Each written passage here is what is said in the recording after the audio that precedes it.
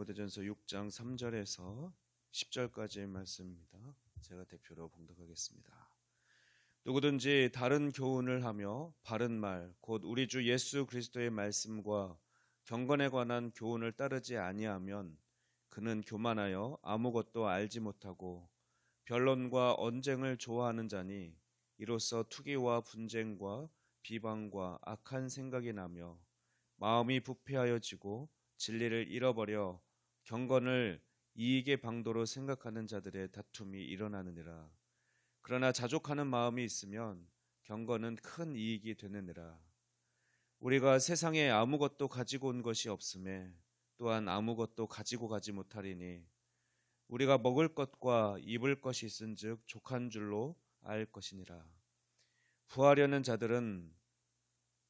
하는 자들은 시험과 올무와 여러 가지 어리석고 해로운 욕심에 떨어지나니 곧 사람으로 파멸과 멸망에 빠지게 하는 것이라. 돈을 사랑함이 일만하게 뿌리가 되나니 이것을 탐내는 자들은 미혹을 받아 믿음에서 떠나 많은 근심으로써 자기를 찔렀도다. 아멘. 네, 오늘 말씀부터는 이제 디모데전서의 결론에 해당됩니다. 오늘 본문은 6장 2절 끝부분 이것들을 가르치고 권하라라는 말에 이어지는 말씀으로 거짓 교사들과 탐욕을 주의하라고 권면하는 말씀이 바로 특별히 오늘 본문의 말씀입니다. 거짓 교사들에 대한 우려, 즉 거짓 교사들의 가장 큰 문제는 그들의 탐욕과 또 그들이 명백히 물질적 이득을 위해서 믿음을 악용하고 있다는 점입니다. 거짓 교사들은 돈을 벌 목적으로 말씀을 선포하는 사람들이었습니다. 그렇기 때문에 반대로 우리가 이단이나 오늘날에도 역시 이단이나 거짓 교사들을 구분하는 중요한 방법 중 한 가지가 그들이 돈이나 재산을 요구하는가를 살펴보는 것입니다. 그들이 탐욕적이라면 이단, 거짓 교사들일 가능성이 아주 높습니다. 그들은 하나님의 말씀을 전하는 것 같지만 자신의 유익을 위해서 말씀을 이용하는 자들 뿐입니다. 그래서 바울은 거짓 교사를 처리하는 문제에서 탐욕의 문제로 이제 확장해서 그 이야기를 전개해 나가고 있습니다. 바울은 10절 말씀처럼 돈을 사랑함이 일만하게 뿌리가 된다라고 강조하기까지 이르게 되는 것이죠. 바울은 3절 말씀에서 거짓 교사들의 가르침에 있어서 세 가지 특징을 언급합니다.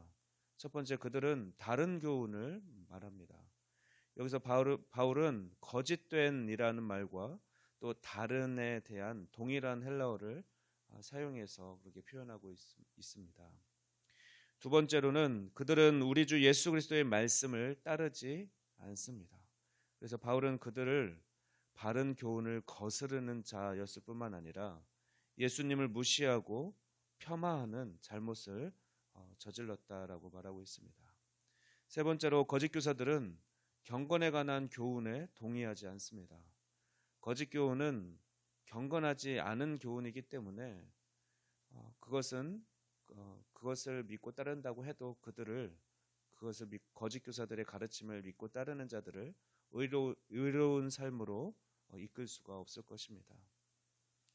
왜냐하면 그들은 진리의 말씀에서 벗어나서 그럴듯한 말씀으로 이단들이 그러죠.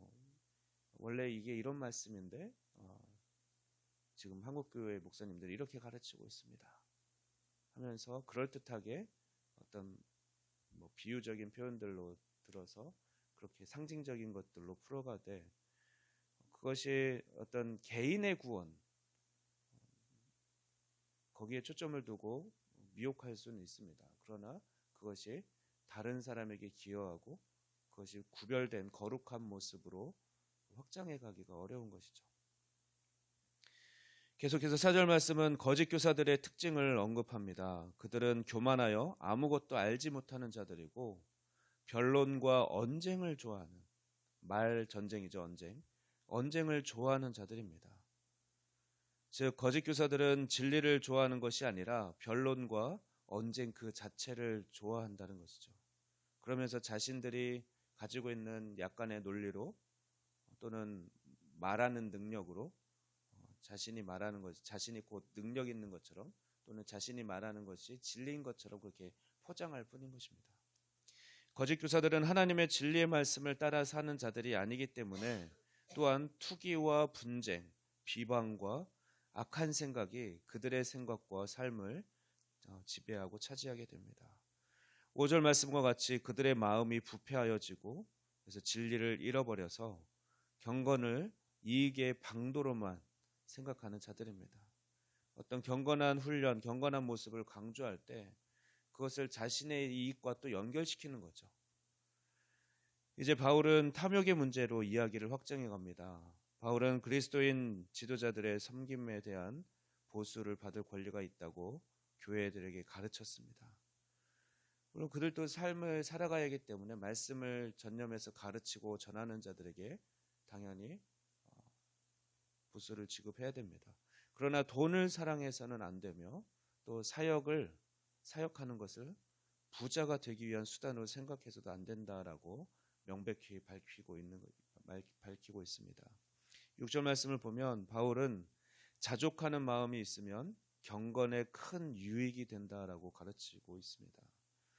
바울은 5절에 경건과 이익이라는 단어를 선택해서 이 두 단어의 진실을 제시합니다. 거짓 선생들은 경건이 금전적인 이익을 얻기 위한 수단이라고 생각했지만 경건은 자족하는 마음과 함께할 때 그 자체로 큰 유익이 되는 것입니다.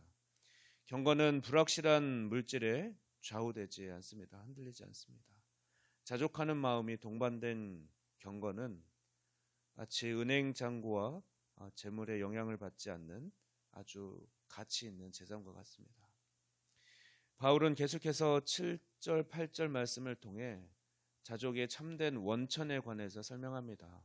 그것은 우리가 이 세상에 올 때 빈손으로 온 것이다. 그리고 또 다시 하나님 나라에 갈 때 우리는 무언가를 가지고 가는 것이 아니라 빈손으로 가는 것이다 라고 이야기를 하죠. 그렇기 때문에 우리는 큰 돈을 벌어서 감사하는 것이 아니라 단지 우리가 그날 일용할 양식, 예수님께서도 그렇게 기도하라고 하셨듯이 우리가 굶지 않은 것, 또 입을 것이 있는 것, 그것만으로도 우리는 만족하고 감사해야 할 것입니다. 사실 우리는 이미 너무 많은 것을 가지고 있을지도 모르겠습니다. 그런데 우리는 늘 부족하다고 생각하는 것은 남들과 비교하기 때문에 조금 더 갖기 위한 탐욕을 가질 때가 많이 있습니다. 바울은 9절에서 경고합니다. 부하려고 하는 자들은 시험과 올무와 여러 가지 어리석고 해로운 욕심에 떨어지게 되고 결국 그 사람은 파멸과 멸망에 빠지게 된다고. 이제 말씀을 정리합니다. 디모데전서의 결론이 시작된 오늘 본문은 거짓 교사들의 실체를 밝히고 있습니다. 그들은 진리의 말씀을 좋아하는 것 같지만 그들은 사실 돈을 받기 위해서 말씀을 가르치는 자들이었습니다. 그리고 진리 자체를 좋아한다기보다는 변론과 언쟁을 좋아하는 자들입니다. 그들 안에는 참 진리가 없기 때문에 또한 진리의 열매를 맺을 수가 없습니다. 바울은 거짓 교사들이 탐욕으로 인해서 그렇게 선을 모르는 악한 자가 된 것을 기억하고 또 우리 성도들에게 또 디모데에게 돈을 사랑하기보다는 자족하는 마음, 경건의 마음이 있기를 그렇게 권면하고 있습니다. 우리 역시 빈손으로 이 땅에 왔기 때문에 처음 빈손으로 왔을 때보다는 어떻습니까? 우리는 이미 많은 것을 가진 자죠. 그러므로 우리는 항상 감사할 수 있어야 할 것입니다. 다른 사람이 가진 것을 보고 부러워하지 말 것이요. 또 오직 내가 가진 것을 보고 감사하는 삶을 살아가야 할 것입니다. 명심하십시오. 행복의 열쇠는 감사입니다. 그러므로 오늘도 말씀을 기억하고 감사로 충만한 삶을 살아가기를 주님의 이름으로 축원합니다. 기도하겠습니다. 전능하신 하나님 아버지 감사합니다. 우리를 이 땅에 보내주시고 우리를 고아와 같이 내버려 두지 않으시고 우리를 사랑하사 하나님의 아들로 양자 삼아주신 그 은혜에 감사를 드립니다.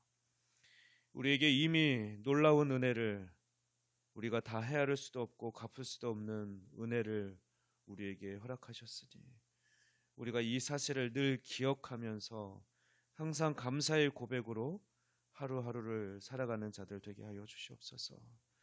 오늘도 진리의 말씀을 사모함으로써 말씀대로 살아가고자 고군분투하는 아름다운 우리의 삶이 되도록 축복하며 인도하여 주시옵소서.